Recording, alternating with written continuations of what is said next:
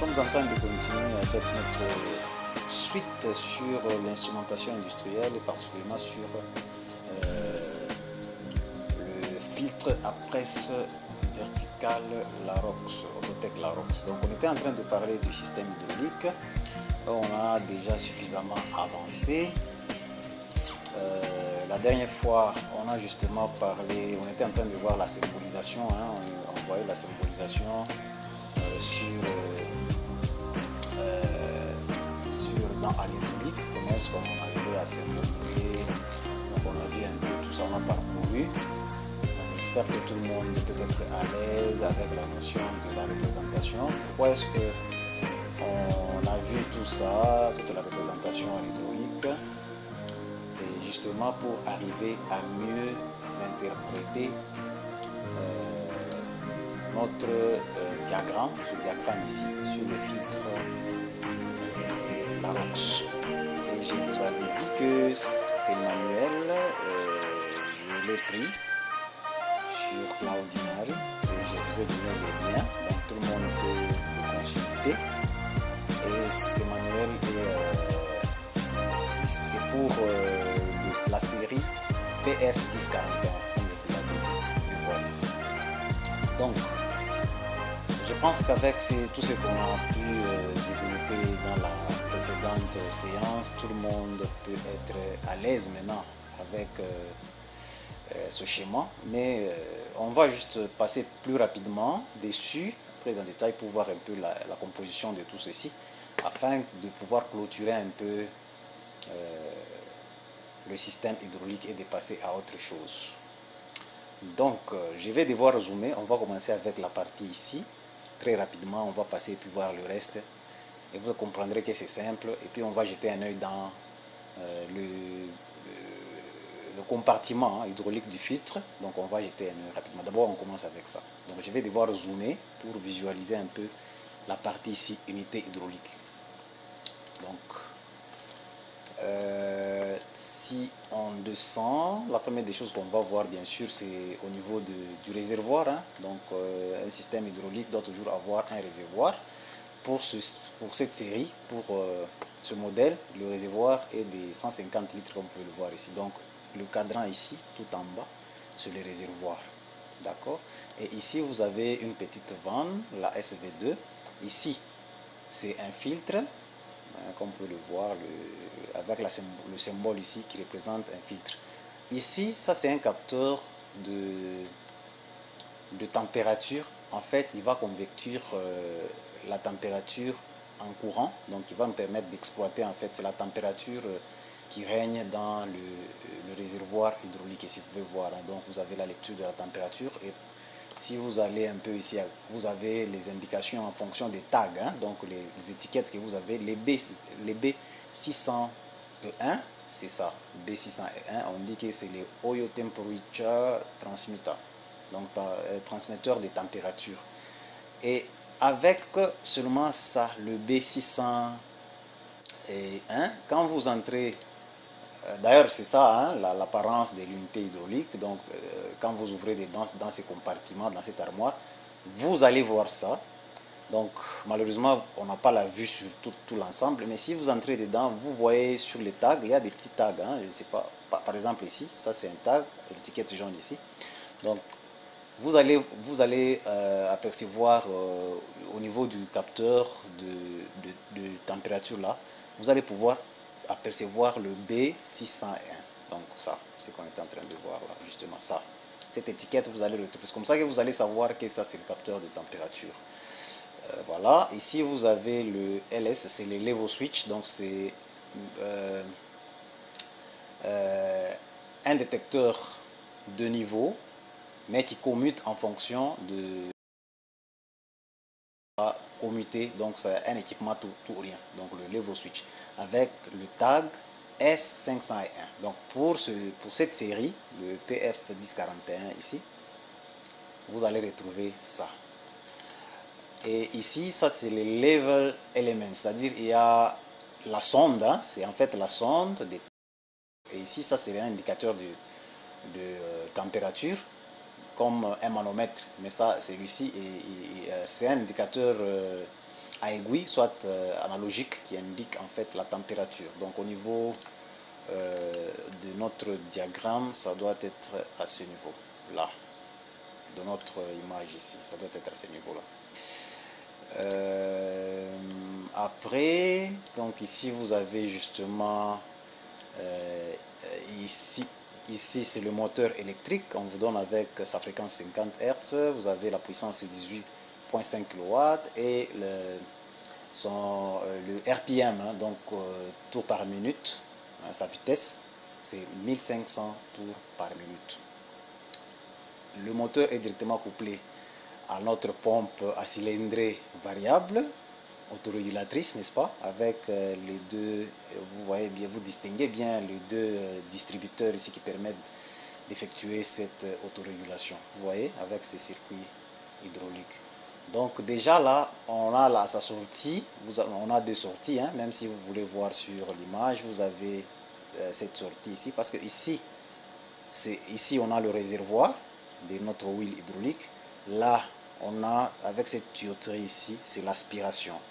Et là, nous avons le refoulement. On a cette ligne et celle-là. Ok, avec ces deux lignes. C'est qu'on va bien distinguer ici.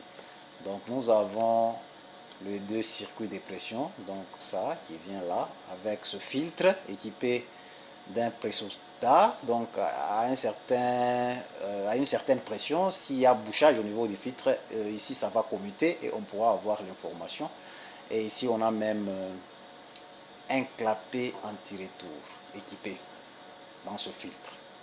Donc après on a le circuit qui vient, hein, ça c'est clairement visible, ça vient là, ça passe par ce clapet anti-retour, ça vient ici. On a des limiteurs de pression pour 200 bars et ici on a un limiteur de pression avec les retours tank, hein, vous voyez, ça vient dans le T ici, le raccord ça vient ici dans le T, le retour tank pour aller dans le réservoir. Ici, limiteur de pression à 100 bars. Ici, on a un contrôleur de débit. Ici, le flow controller. D'accord. Et puis, ces circuits, normalement, il vient sur, c'est ça, le P1, vous voyez. Ça vient sur ces équipements. On a l'unité des vannes ici. Le locking pin. Et de ce côté, nous avons les pinch valves ici. Les vannes à pincement. Donc voilà un peu, on est allé un peu vite, bon, quand même je pense que tout le monde a la possibilité de bien faire la lecture de ces équipements. Et de ces côtés, on a encore un filtre, avec un pressostat ici, on a les pressure switch, vous voyez, ça c'est les pressure switch, avec un clapet anti-retour. Donc de ce côté ça va passer pour retourner dans le réservoir, mais on ne peut pas pomper à partir d'ici. Ok, ça c'est un filtre justement pour le retour tank. Pourquoi on met ça ici? Lorsqu'on a le T, donc l'hydraulique qui vient de l'équipement, si ça doit rentrer dans le tank, normalement on doit avoir un filtre pour protéger contre les impuretés. À partir du moment que ce filtre devient bouché, directement il y aura une pression qui va faire réagir ces contacts et vous allez voir avec ce tag le S410. Si on essaie de voir un peu au niveau de S410, on dit Oyoritun Futa Closure. Voilà, donc c'est le filtre qui récupère le retour d'huile, hein, dans le réservoir. Et ce système ici, de water, ici c'est water out, water in, c'est l'eau de refroidissement. Ça va venir en fait ici, on a un refroidisseur. Donc si vous voyez bien dans la symbolisation, hein, de l'hydraulique, vous allez trouver ce symbole pour dire que c'est un refroidisseur. Donc ça rentre par là, on a un filtre, ça rentre et puis ça va venir refroidir notre système hydraulique. Voilà. Quoi d'autre? Au niveau de notre deuxième ligne de pression, ça va venir, c'est ce qui va venir normalement pour aller ici le P, ça va venir pour les autres distributeurs ici. Tout ça c'est qu'on voit comme distributeur ici avec les bobines, donc la commande électrique. On a la commande électrique ici, avec possibilité de commande manuelle. On a des petits tiroirs qu'on peut pousser d'accord, avec nos repères ici. Donc chaque distributeur, normalement ici on a les distributeurs de 4-3, donc 4 refixes, 3 positions, comme on peut le voir ici, qui va permettre justement d'aiguiller l'essence de circulation pour l'hydraulique. Et tout ça, c'est pour arriver à piloter. Soit on a les vérins ici pour les sailing cylinders, pour les quick action cylinders, et puis ici pour les moteurs, le moteur hydraulique d'entraînement, ici pour tendre ou de tendre la toile, ici pour l'entraînement de la toile. Ici, ce sont des moteurs hydrauliques, comme on peut le voir. Hein. Donc, on a bien vu avec l'essence des fléchettes ici, en noir, que c'était le moteur. Et voilà. Donc, ici, on a des distributeurs, hein, donc limiteur de pression. Ici, on limite à 200 bars. Normalement, si vous avez bien suivi la symbolisation, là, vous êtes en mesure de tout interpréter ici. Ici, vous avez un autre capteur de pression qui est sur le circuit P ici, vous voyez. Sur ces circuits, on a un capteur de pression, les B401. Donc, si on voit ici, B401, au 401, c'est quoi? Ça, c'est 401, oui. Oil Pressure Transmit. Donc, il nous donne la pression de ce circuit hydraulique. On a quoi encore? Qu'est-ce qu'on n'a pas vu? Voilà, ici au niveau d'ici, on a l'accumulateur. L'accumulateur, c'est ça là. Attendez, on trouve notre image. Voilà, l'accumulateur. On en parlera. Donc, l'accumulateur, ça fait office comme d'un condensateur, hein, dans un circuit hydraulique. Donc, il fait la compensation lorsqu'il y a des pressions. Voilà, ça c'est l'accumulateur. On peut zoomer un peu, comme ça on voit d'autres composants. Ça c'est un accumulateur, ça c'est un capteur de pression. Là on a des sockets pour des bobines. Là aussi on a une autre bobine. Donc ce sont des distributeurs, hein, qu'on parlait là. Voilà. Avec la documentation, vous avez normalement les tags pour aller voir on est sur quel équipement. C'est relativement très simple. Donc, qu'est-ce qu'on n'a pas vu? Ça, c'est les B405. Il est monté sur la même ligne que l'accumulateur. Donc, si on voit ici, c'est un capteur accumulator charge pressure transmitter. C'est un capteur de pression pour l'accumulateur. D'ailleurs, ici, le tag, bon voilà, il va convertir la pression en courant. Vous voyez, ici, on a la pression, le P, et les I, c'est le courant. Donc, je pense que, en gros, on a fait une petite circulation. Et sur chaque, par exemple, ici, on a des vannes. Hein, donc, sur chaque vanne, on a toujours un distributeur. Si vous voyez les distributeurs, on a un distributeur, un limiteur de pression. Vous voyez, ça c'est un limiteur de pression, ça c'est un distributeur, et puis là on a un vérin. Et si vous voyez ici, ce distributeur, il est de 2 positions, 4 orifices. Donc il va en fait aiguiller par ces 2 positions. Donc soit on est fermé, soit on est ouvert. Soit il n'y a pas circulation, soit il y a circulation. Et vous avez ici la commande qui est électrique, donc pour chaque électrovanne. Donc voilà, les vérins ici, ça sont des vérins on-off, donc soit c'est ouvert, soit c'est fermé, donc open-close. Parce que ici, on n'a que 2 positions. Donc voilà, je pense que on peut déjà là clôturer le système hydraulique. Je pense que tout le monde maintenant pourra être à l'aise. Il est peut-être question de vous munir du manuel et de voir tout ce qui est donné ici comme indication sur ce schéma.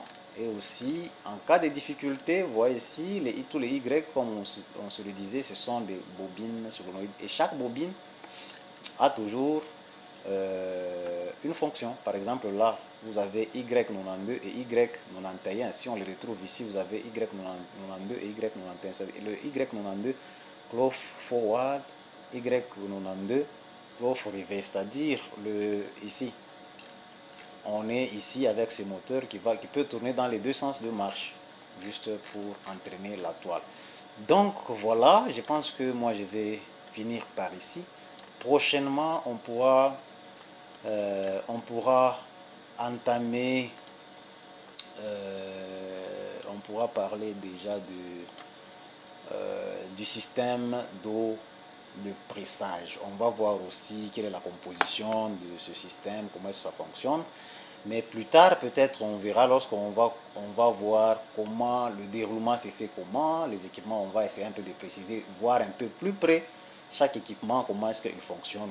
Parce que nous, l'objectif, c'est d'aller voir, par exemple, je m'excuse, je suis hors sujet, c'est d'aller voir, par exemple, lorsqu'on a parlé de ces capteurs, comment est-ce que ce capteur arrive à prendre la grandeur physique et la pression et à nous envoyer un signal qui est analogique en courant.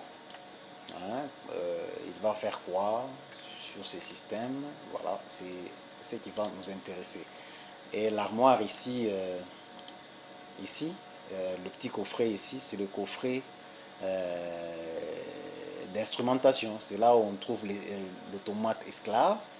À l'intérieur, là, il y a l'automate esclave qui va prendre toutes les informations des capteurs qui sont dans le système hydraulique pour les envoyer à l'automate maître afin de bien gérer ce système en conformité avec le reste du filtre. Ici, on voit ici, ça c'est la pompe, le moteur c'est distinct quand vous le voyez là derrière, là-bas. Et ici, vous avez la pompe à cylindrée variable, autorégulatrice avec... ici, vous avez les deux réglages qui permettent d'ajuster la pression et les débits d'écoulement. Là. Voilà. Donc, il y a tout un tas de choses à savoir. J'allais vous signaler autre chose dans le cadre de la sécurité. Lorsque vous voulez intervenir sur un système de filtration, vous voyez la vanne ici, au niveau de l'accumulateur, cette vanne ici. Quand vous arrêtez l'unité hydraulique, cela ne suffit pas que vous avez déchargé la pression. Et d'ailleurs, vous allez le voir à travers les manomètres. Attendez, ici, je n'ai pas la bonne vue. Ici, je vais essayer de zoomer.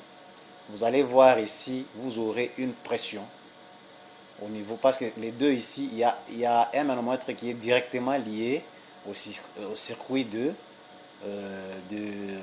l'accumulateur. Alors, il faudra baisser cette pression en ouvrant la vanne ici. D'ailleurs, la vanne doit être taillée. La vanne ici, où est-elle encore? Cette vanne, très utile parce que si vous travaillez sous pression, vous vous exposez à des dommages.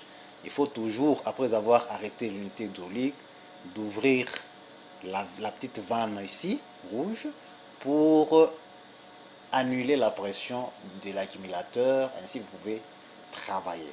Donc, au niveau du manuel, si on peut retrouver cette petite vanne, elle est où? La SV01, je pense c'est ça. On va voir un peu SV01. On est où? Dommage, je ne l'ai pas ici. Je ne l'ai pas. Mais précisément, ça doit être ça. Je vais préciser même prochainement.